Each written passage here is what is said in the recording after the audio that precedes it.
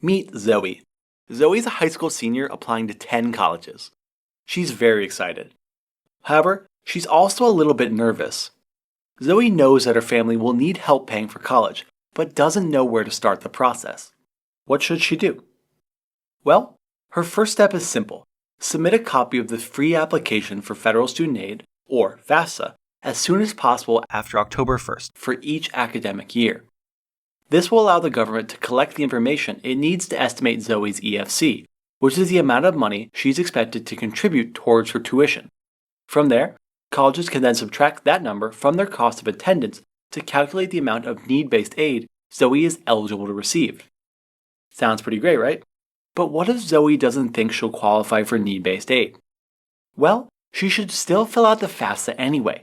Otherwise, she may miss out on valuable merit-based scholarships she might otherwise qualify for. So, with that in mind, let's assume Zoe has already filled out her FAFSA. That means, within the next few days, she should receive her Student Aid Report, or SAR, by email. This document will tell Zoe her EFC, plus, it will summarize all the information she submitted on her FAFSA. From here, Zoe should then check the financial aid website of each college she applied to, as they may require her to fill out additional forms, such as the College Board's CSS profile. In addition, at this point, Zoe can also apply for outside scholarships. These are merit-based scholarships offered by foundations and private companies. To find them, Zoe can either consult her school's career office, browse the internet, or use our recommended scholarship directory. At this point, Zoe should take a breath, relax.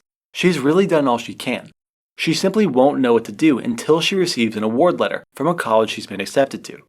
This important document will reveal how much of each type of financial aid Zoe has received, as well as the steps she'll need to go through to accept each one. Should Zoe be lucky enough to get multiple equally amazing letters, then we recommend a simple rule of thumb.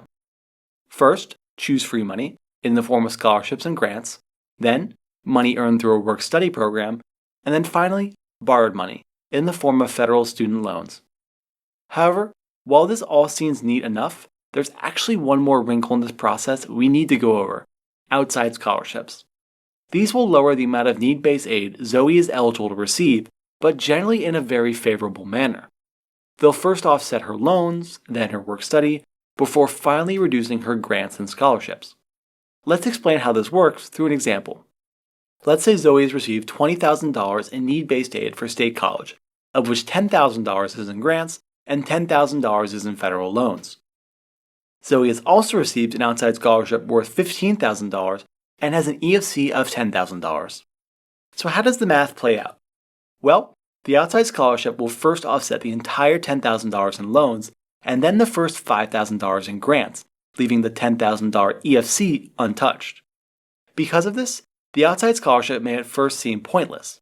After all, the amount of aid hasn't changed, and Zoe's family will still have to pay the $10,000. However, if you look closer, you'll see that the makeup of her $20,000 in aid has changed. The debt has been replaced by what is essentially free money. In other words, money Zoe would have to repay with interest is now being given to her for free. Pretty cool, right? Hopefully you and Zoe now better understand how to get need and merit-based aid. Be sure to watch our next video, which covers student loans, and be sure to check out our website, where you can find outside scholarships, private student loans, and more educational content.